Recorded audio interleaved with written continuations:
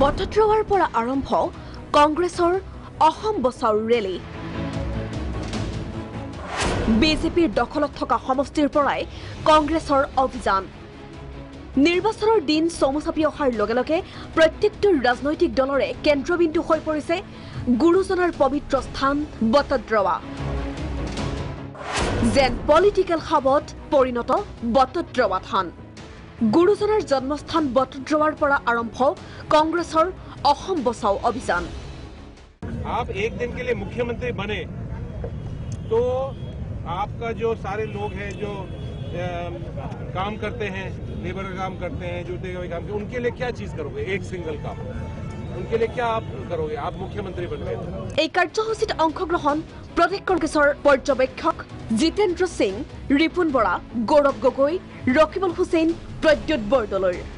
প্ৰথমে বটদ্ৰৱা থানত সেৱা লৈ আৰম্ভ কৰে অসম বচাও অভিযান। বিজেপিৰ সাম্প্ৰদায়িক ৰাজনীতিৰ অৱসান ঘটাই এক সুন্দৰ অসম গঢ়াৰ অংগীকাৰ কংগ্ৰেছৰ। আজি বিজেপিয়ে আমাৰ অসমীয়াত্বৰ ওপৰত প্ৰণালীগতভাৱে আক্ৰমণ চলাইছে।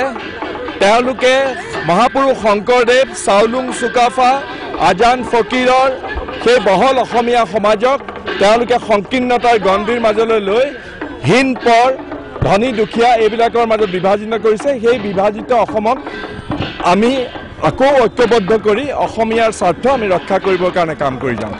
বটদ্ৰৱা থানৰ পৰা আৰম্ভ হ'ল বাছ যাত্ৰা। মূল্য বৃদ্ধিত জুৰুলা হোৱা অসমৰ দৰিদ্ৰ জনগণক সকাহ দিয়াৰ স্বাৰ্থত ৰাইজক এই স্বেচ্ছাচাৰী চৰকাৰখনক উফৰাবলৈ আহ্বান জনালে কংগ্ৰেছ নেতৃবৃন্দই।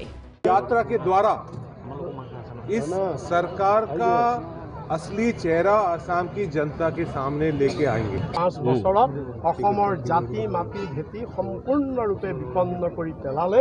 এতিয়া তাৰ পৰা অসমক ৰক্ষা কৰিব লাগিব আৰু সেইকাৰণে আজি আমি এই যাত্ৰা আৰম্ভ কৰিছোঁ। অসমক বচাব লাগিব অত্যাচাৰৰ পৰা। ধাৰাবাহিকভাৱে অসমৰ দুখীয়া আৰু মধ্যম শ্ৰেণীৰ মানুহৰ ওপৰত অত্যাচাৰ চলি আছে।